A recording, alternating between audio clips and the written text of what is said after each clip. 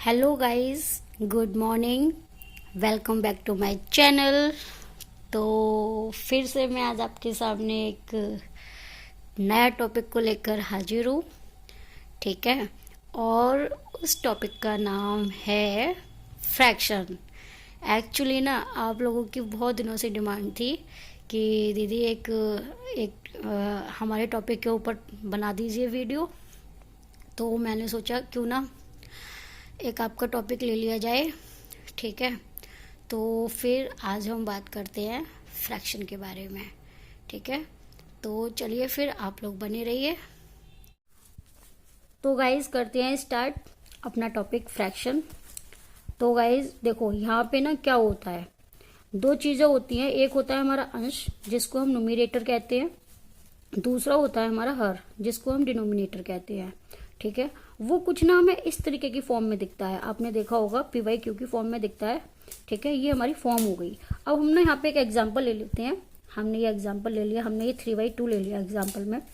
तो आप देख रहे हो ना, अंश अंश हमारा क्या है, मतलब न्यूमरेटर हमारा क्या है 3 और हमारा डिनोमिनेटर क्या है 2। यहाँ हमने लिखा भी है, अंश न्यूमरेटर हमारा 3 है और डिनोमिनेटर हमारा कितना है 2 है। ठीक है। अब हम बात करते हैं, ये तो हो गया एक सिंपल इंट्रोडक्शन कि होता क्या है, किस फॉर्म में होता है हमारा फ्रैक्शन, वो मैंने बता दिया। अब हम बात करते हैं टाइप्स ऑफ फ्रैक्शन की, फ्रैक्शन के प्रकार। देखो इसमें ना बहुत सारे टाइप होते हैं, मतलब कई तरीके की फॉर्म में होते हैं। आज हम ना पूरा डिटेलिंग में बताएंगे इसको और आप भी जानोगे पूरी डिटेलिंग में। ठीक है। तो पहला है ना हमारा सिंपल फ्रैक्शन है। First simple fraction, simple fraction की फॉर्म देखिए पहले। इसे ना पी वाई क्यू की फॉर्म में शो करते हैं। कैसे शो करते हैं हम, पी वाई क्यू की फॉर्म में। जैसे मैंने बताया सिंपल फ्रैक्शन है और क्यू क्या होता है, जीरो के इक्वल कभी नहीं हो सकता। मतलब क्यू की जो फॉर्म है, मतलब जो हमारा डिनोमिनेटर है वो कभी भी हमारा जीरो नहीं हो सकता। ठीक है।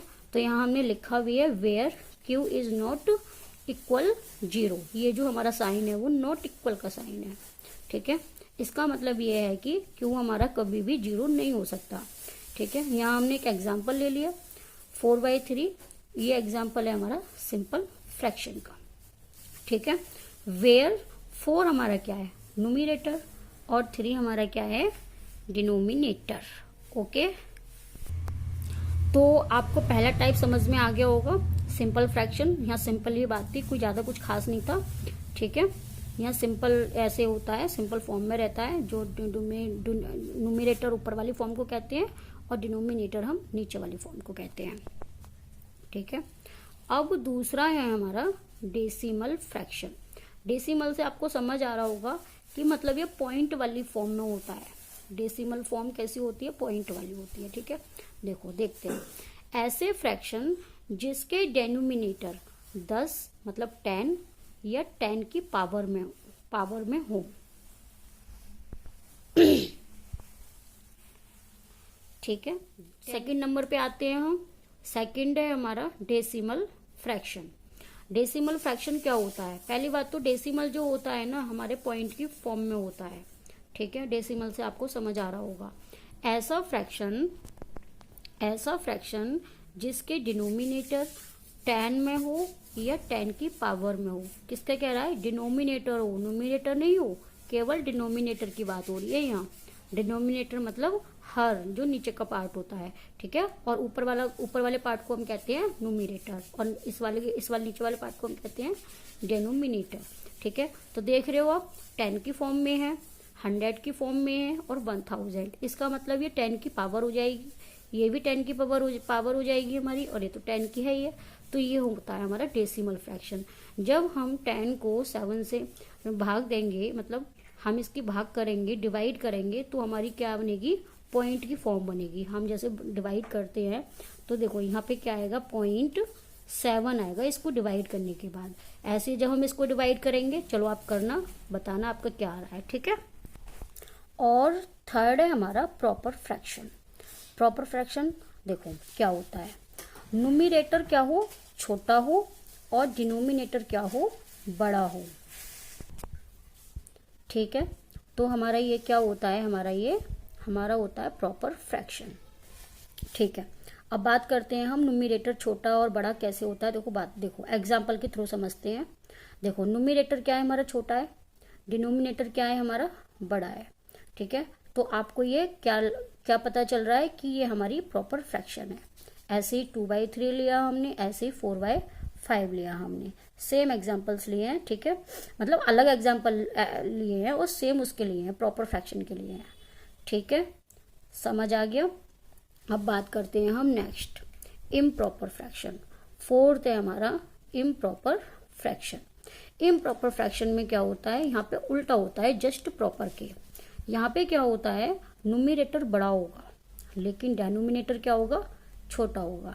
आइए चलो एग्जाम्पल पे समझते हैं हम। देखो न्यूमरेटर हमारा बड़ा है और डिनोमिनेटर क्या है हमारा, छोटा है। सेम यही। तो आप अब पहचान जाओगे ना कौन सा इम्प्रॉपर है, कौन सा प्रॉपर है, कौन सा सिंपल है।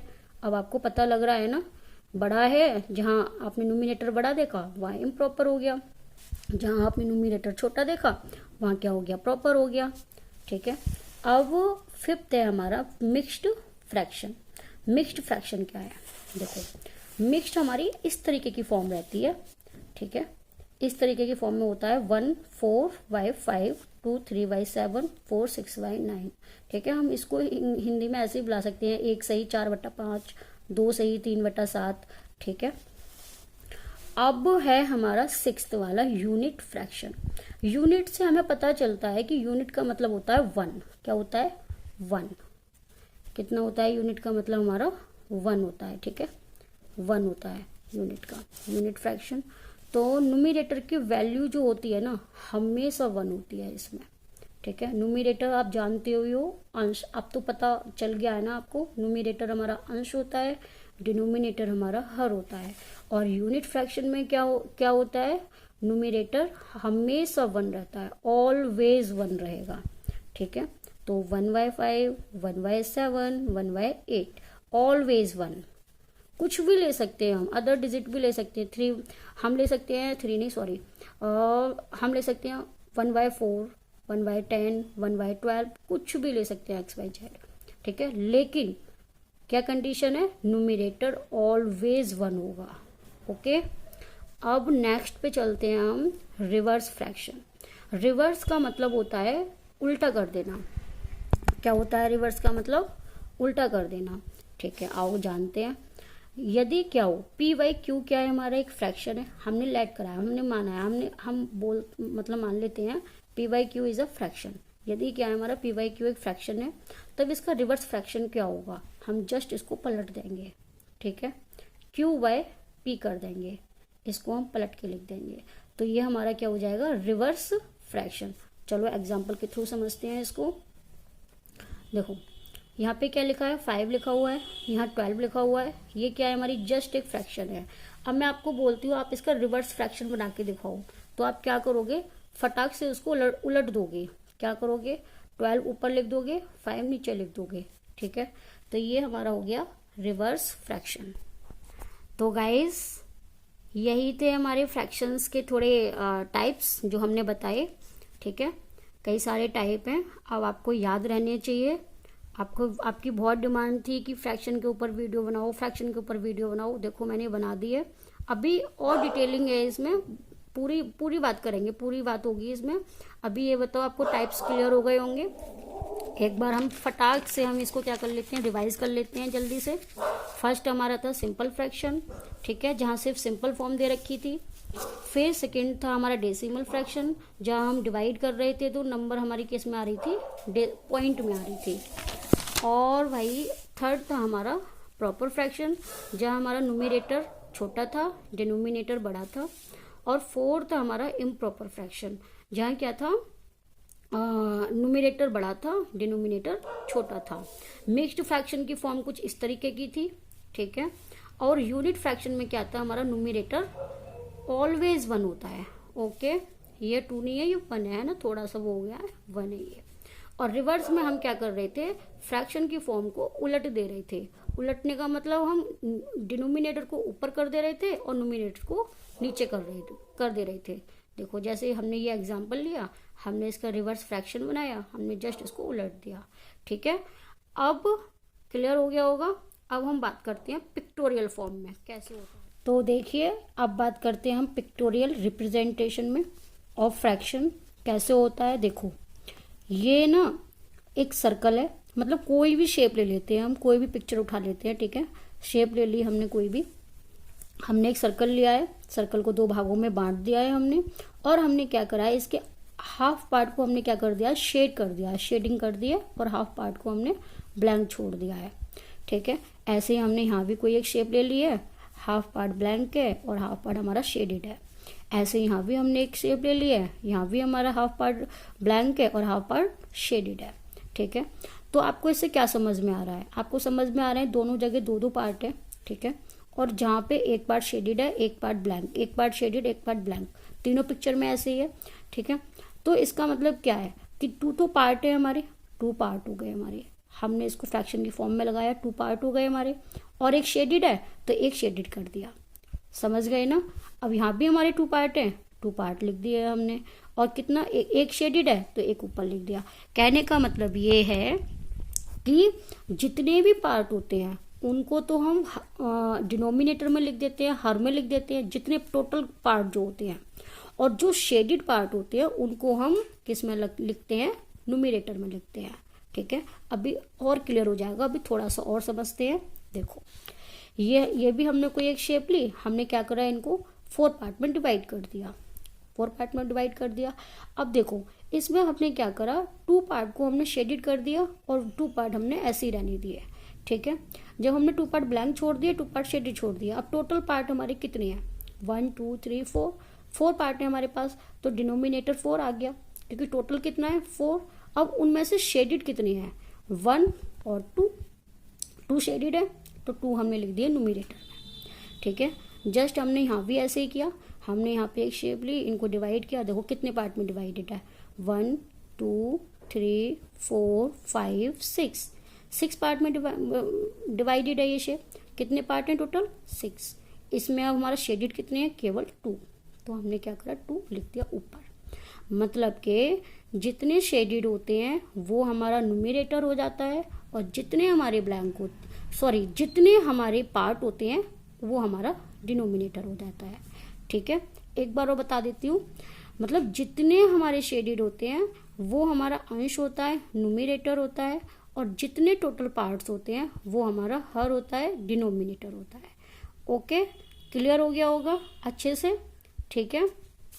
अब देखो यहाँ मैंने ना कुछ ली हैं शेप, जिनको मैंने बांट दिया है, और आपको इनके आंसर्स देने हैं कमेंट बॉक्स में कि आपके कितने कितने आ रहे हैं, क्या क्या आ रहे हैं, ठीक है। अच्छा यहाँ पे ना थोड़ी सी वो हो गई है, शेडेड नहीं की है मैंने यहाँ पे पार्ट, मैं यहाँ पे कुछ पार्ट शेडेड कर देती हूँ। ये कर दिया मैंने शेडेड, और मैंने ये कर दिया शेडेड, और मैंने ये कर दिया शेडेड, ठीक है। ये हमने पार्ट शेडेड कर दिए हैं, तो आप बताना मेरे को कि आपके आंसर क्या है, आप खुद करना। यहाँ पे थोड़ी सी मैं एक्सरसाइज लिख देती हूँ जिसके आपको आंसर्स करने हैं, ठीक है। वैसे तो आप समझ गए होंगे सब अच्छे से, वैसे मैं 1-2 सवाल करवाऊंगी भी, वीडियो बहुत बड़ा जा रहा है इसलिए मैं नहीं करवा रही हूँ। चलो ठीक है, एक्सरसाइज मैं आगे नेक्स्ट वीडियो बना दूंगी, अभी मेरे को कुछ क्वेश्चन भी सॉल्व करवाने हैं, फिर मैं एक्सरसाइज दूंगी, ठीक है। तो अभी के लिए हम इसको रहने देते हैं, और हमारा यही तो गाइज ये था हमारे फ्रैक्शन। आई होप आपको समझ आए होंगे, ठीक है। नहीं आए हो तो एक बार पूछ लेना दोबारा से, मैं कोशिश करूंगी दोबारा और समझाऊं। वैसे आपका कोई भी कंफ्यूजन हो तो आप कमेंट बॉक्स में बता सकते हैं मेरे को।